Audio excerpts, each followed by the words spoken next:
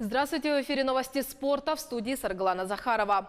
Хоккеисты сборной Финляндии победили команду Дании со счетом 3-1 в матче 4-го тура групповой стадии чемпионата мира. Встреча прошла в городе Кошице. В составе победителей шайбы забросили Капа Кака, Сакари Маннинен и Хари Песонен. У проигравших отличился Мортен Матсен. Лучшим игроком матча у финнов стал защитник Микка Лехтонен, а у датчан форвард Микель Беткер. Шайба в матче с датчанами стала для Кака шестой на чемпионате мира в Словакии. По этому показателю 18-летний форвард, который занимает первое место в финальном рейтинге Центрального скаутского бюро Национальной хоккейной лиги среди европейских полевых игроков, сравнялся с российским нападающим Евгением Додоновым.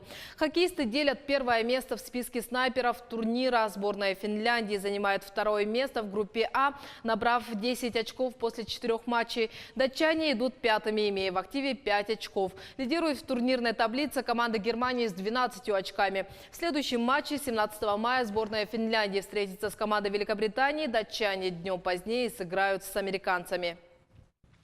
А в группе «Б» встретились противники российской сборной, команды Чехии и Латвии. Встреча завершилась со счетом 6-3 в пользу чехов. В составе победителей голами отметились Филипп Гронек, Ян Коварш, Якуб Варачек, который оформил дубль, Якуб Врана и Доминик Симон. У латвийцев отличились Микс Индрашис и Лаурис Дарсинч, который отправил в ворота чешской сборной сразу 2 шайбы. Встреча прошла довольно напряженно. После первого периода команда Чехии уступала латвийским хоккеистам со счетом 0-2. Задал тон на победу Филипп Гронек, забив гол на 26-й минуте матча. Не обошлось без удалений. До конца игры были наказаны латвийские хоккеисты Марис Бичевскис и Дарзинч. Это может сказаться на дальнейшем выступлении команды, так как, вероятно, им придется пропустить следующий матч со сборной России. Сейчас положение команд в таблице группы выстроилось следующим образом. По-прежнему лидирует сборная России. У нее максимальное количество очков – 12 после 4 встреч. Такие же показатели у швейцарцев.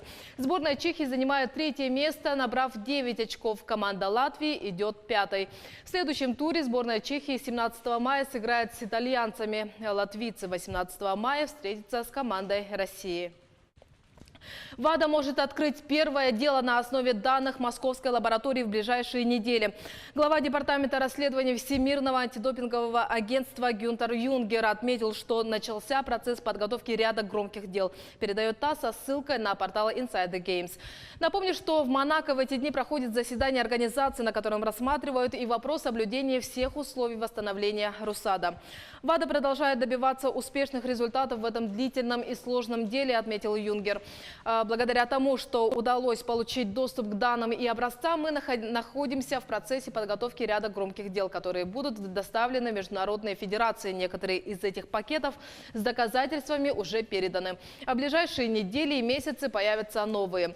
Также глава департамента расследования организации отметил, что после первоначального анализа данных Московской лаборатории, полученных в январе 2019 года, была установлена высокая степень их соответствия с данными, переданными ранее конфиденциальным источникам.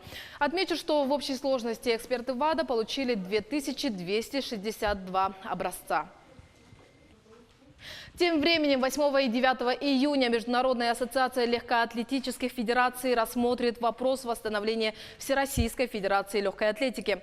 Заседание пройдет в Монако. Ожидается, что будет представлен отчет рабочей группы ассоциации.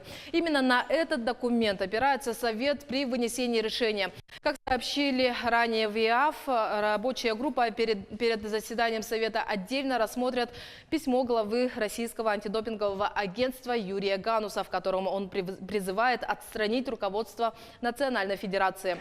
Членство в ФЛА в Международной ассоциации было приостановлено в ноябре 2015 года. Российские легкоатлеты могут сейчас выступать на зарубежных соревнованиях только при наличии статуса нейтрального спортсмена. Это были новости спорта. Всего доброго.